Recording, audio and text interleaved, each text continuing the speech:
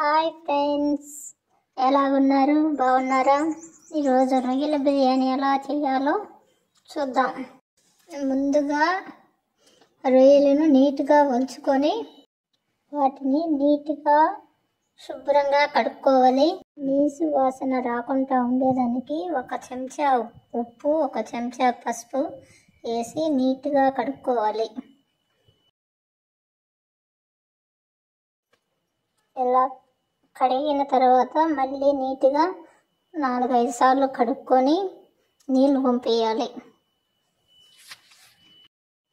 ఇలా 4-5 సార్లు కడుక్కోవటం వల్ల ఎటువంటి నీసు వాసన ఉండవు. ఉప్పు పసుపు వేసి రొయ్యల్లో అంతా తిప్పాలి.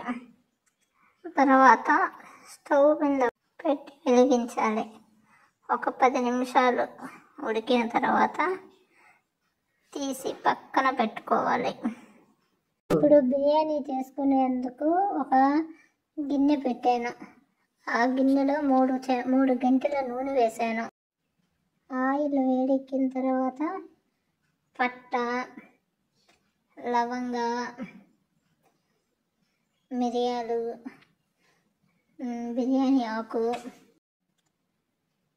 పచ్చిమిరపకాయలు,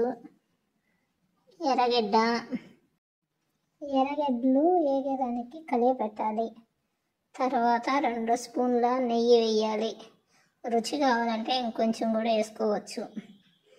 అన్నీ వేసిన తర్వాత తగినంత ఉప్పు వేసి ఎర్రగడ్డలు మంచిగా గోల్డ్ కలర్ వచ్చేంత వరకు వేయించుకోవాలి.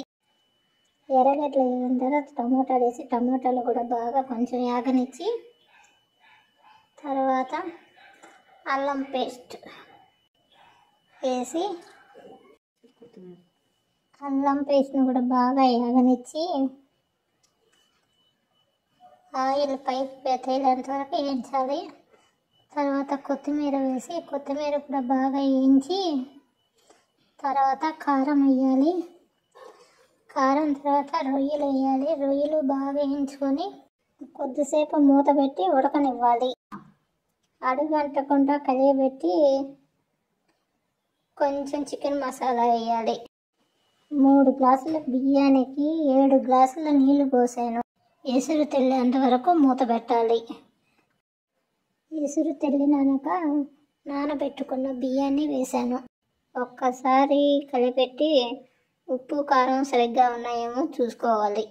ఉప్పు కారం తక్కువ అయితే చూసి వేసుకోండి. ఉడికేంత వరకు మూత పెట్టండి.